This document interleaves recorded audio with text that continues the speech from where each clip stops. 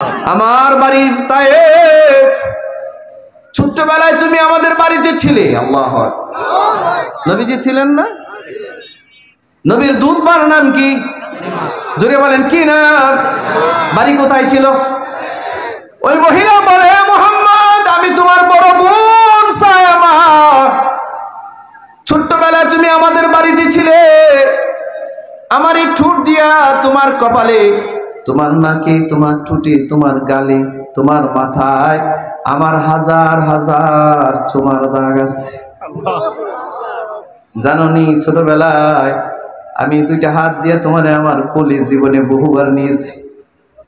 রাতের বেলায় যখন তুমি ঘুমাইতে আমার বুকে তুমি মাথা রাখতে, আর আমি তোমার পিঠের মধ্যে আলতো করে হাত দিতাম, আর আদর করে করে তোমার আমি ঘুম পাড়াইতাম। আমি তোমার সেই বোন।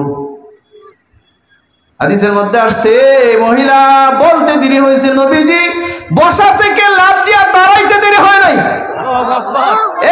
বিশ্ব নবী দাঁড়ায় গেছেন, রাহমাতাল লিল আলামিন বসা থেকে দাঁড়ায় গেছেন।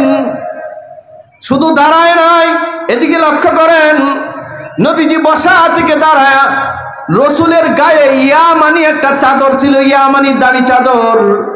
এই চাদরটারে নবীজি এমনি ভাঁজ করছেন, নিজের হাতে ভাঁজ করছেন চাদরটা, নিজের হাতে ভাঁজ করে নিচে বিছায়া দিয়েছেন।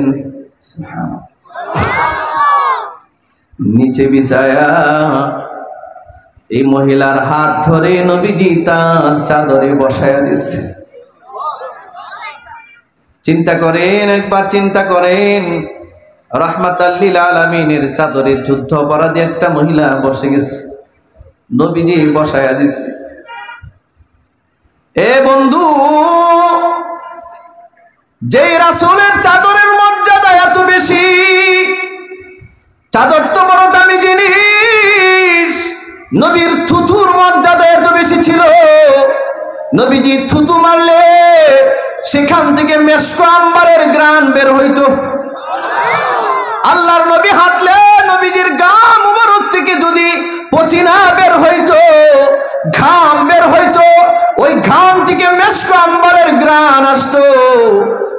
কোন রাস্তা দিয়া নবীজি হাঁটলে 40 দিন পর্যন্ত ওই রাস্তায় নবীর শরীরের সুঘ্রাণ ছড়াইতো।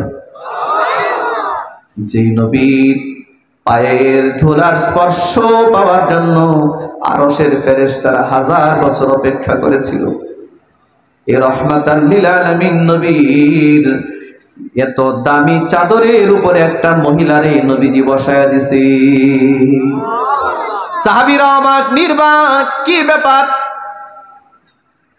নবীজি তো এ মহিলার জন্য নিজের চাদর বিছাইয়া দিয়েছেন কেন? এ মহিলা তো অপরাধী, নবীর বিরুদ্ধে যুদ্ধ করতে আসছে। হাদিসের মধ্যে আসছে, আমি সূরা আহজাবের তাফসীরের মধ্যে আমি নিজে পড়েছি, তারপরে ঘটনা বলতেছি। আল্লাহর নবী নিজের বোন, নিজের দুধ বোন, মনে রাখবেন, নিজের মার যে মর্যাদা, নিজের দুধ মার কিন্তু একই মর্যাদা। নিজের আপন বোন আর ভাইয়ের যে মর্যাদা, নিজের দুধ ভাই দুধ বোনের কিন্তু একই মর্যাদা। আল্লাহর নবী চাদরটা বিছায়া নবীজি আবার ছোট বাচ্চাদের মতো আমরা যেমনি নামাজের মধ্যে আত্তাহিয়াতুর বেশে বসি, এভাবে আল্লাহ রাসূল সাল্লাল্লাহু আলাইহি ওয়াসাল্লাম সায়ামার সামনে বসে গেলেন। নবীর দুধ মা নাম হলো সায়ামা। নামটা বলেন, নামটা বলেন, কি নাম?